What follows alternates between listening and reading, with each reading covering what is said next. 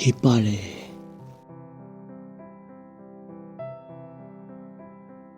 আবেগবোৰ পুৰণি হল বুলিয়েই পেলনীয়া নহয়।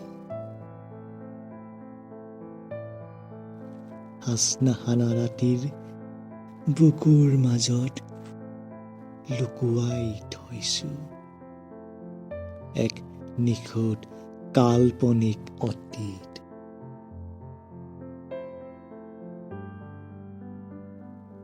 সংগ্ৰামৰ শেষ পাতখিলাৰ অন্তত